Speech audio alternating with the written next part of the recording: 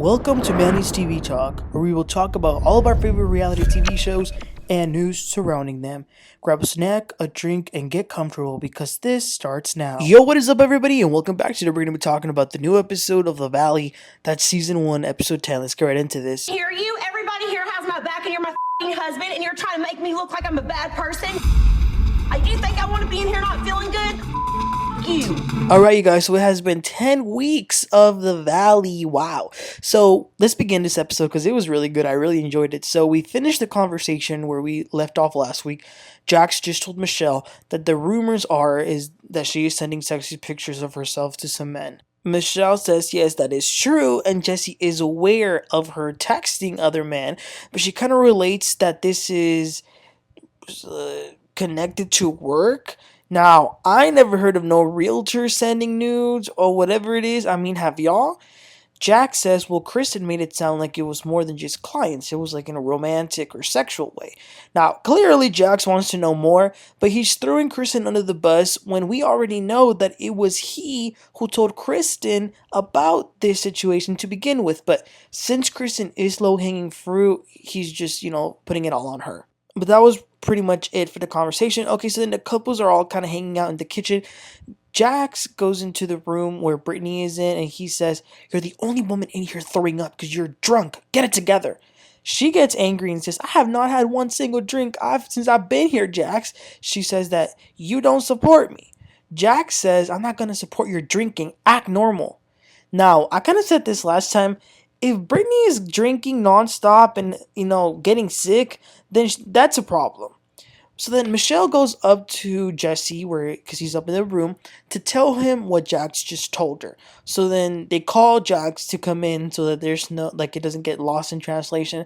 Michelle repeats the story that Jax just told her about Kristen, saying that she's been sending these pictures and whatnot.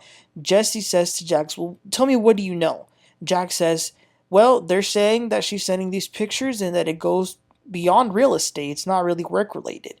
Michelle says, yeah, remember that one guy I told you about that I was hanging out with, but there's no pictures. But she did text him and she was meeting up with him to get coffee, this famous guy. You could kind of see in Jesse's face that he knows, but they just want to make Kristen the scapegoat and not, I think, blow it out of proportion. Downstairs, Danny and some others are talking about Jesse being a man-child because he was trying to fight Danny the other day, just playing, but it was too much. Now, in this moment, Jesse comes down and he gives Danny the weirdest hug, but he actually does apologize in a much better way, and it kind of looked like he was about to make out with him, though. That was crazy. But Jesse says, well, what part of it bothered you? And Danny says, when it got physical, when you started touching me, you wanted to hit me and stuff. Janet then starts to cook inside, and the guys go outside. Now, Michelle wants to just talk to Nia real quick because about the new house that Nia's getting, because Michelle and Jesse had taken Danny and Nia to go see some other houses, but Nia had kind of made it clear that she didn't want to get a house in Santa Clarita. So it's a complicated situation. Nia says that it's been a little bit of an issue with her and Danny because she doesn't want to live there because of the area and she feels like it's too sequestered. So it's definitely something that's going on with them. So outside, the guys, they're talking about Danny. They say that Danny's an amazing dad and an amazing husband. But then Danny starts to get emotional. He kind of starts to cry and says, I'm going through a lot, guys. He says, it's a lot. I'm up every 2 hours feeding kids. I do it all. And it's not that Nia doesn't appreciate it. She does. But he does kind of feel like it kind of gets overlooked at times. It just feels weird. Because obviously he is more involved with the kids more than you would see traditionally a man being. So it is a lot. Jesse then gets emotional and says that he's wanted another kid as well, but he thinks that him and Michelle are at the end of the road. He cries a little as well. And although he's tried to meet her where she is at, it feels like it is not working. Now, y'all, think about it. Here's a group of men crying about being dads and being all depressed about life. Imagine Jason, who's expecting a baby. He was having to hear all this. So as they're having this wonderful heartfelt therapy session, Janet comes outside to tell the guys to grill the burgers. Now Jesse says, no, shush, go inside, let us finish. Then Janet freaks out. She says, nope, I'm leaving. I'm not going to be doing all the cooking. She storms to her room, crying and screaming that she's the only one that can cook. Luckily, Jason is a pretty good husband, so he goes in there and tries to calm her down. And I will say, although Jesse was wrong for shutting her up, that reaction was extra. Like, girl, calm down. It's burgers. But she does calm down, and then they do cook the burgers and the hot dogs. Now, they're all eating and having a good time, but Jax makes the comment about his wife being the only one who's not there because she's been drinking. So he asks the ladies, how many drinks did Brittany have when she was on the boat with y'all? They say none. He says, are y'all sure? So he's kind of questioning them. Then Brittany comes out her room and says, Jax, I can hear you. I'm your effing wife and you're trying to make me look bad by not having my back. Do you think that I want to be in here not feeling good? F you. So all the girls go to comfort Brittany. She says that he is always putting her down. Then Jax goes in and says, I was just asking them if you drank just to know if you were really sick. And she says, I was throwing up. And he says, yeah, but I know that you throw up and you're on that toilet when you're hungover. He slams the door and leaves.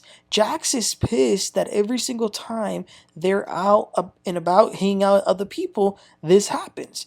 She always drinks and gets sick, so maybe she just should stop drinking in general. Jesse says, yeah, but you probably shouldn't be calling her out in front of everyone. Jack says, no, I do have to call her out in front of everyone, so maybe it'll click.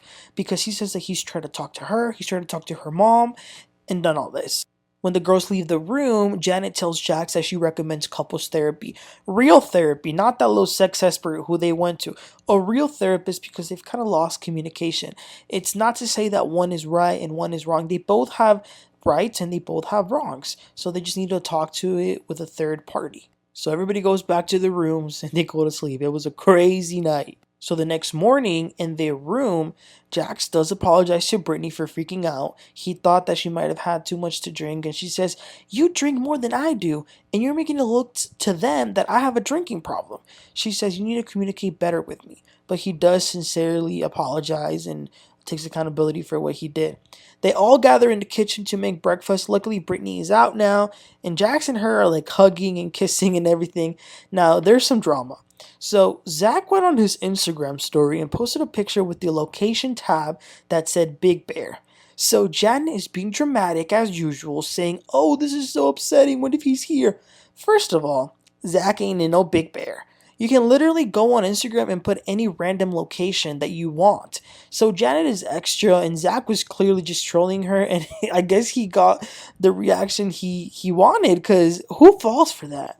So speaking of Zach, he goes over to Kristen's apartment and they have like a little spa day. Kristen and Zach are just laughing about the whole situation. Although Zach still seems pretty bothered that he wasn't invited. But he says that he was just being petty with the Instagram thing. And realistically, they could have done worse. They could have literally gone, which they didn't. So the rest of the group, they're finishing up breakfast. Michelle is going to take Janet to do some yoga, but the ladies are going to stay and secretly do a surprise baby shower. We see Jasmine braiding Brittany's hair. Brittany says that they are going through a lot with this new bar, and then Jasmine kind of tells her what happened the day before with Jesse and Danny. The men go fishing. They are talking about women and what their types are. It was hilarious hearing Danny misinterpret what the Napoleon complex meant, because he was dead wrong, but he thought he was right. It was so funny.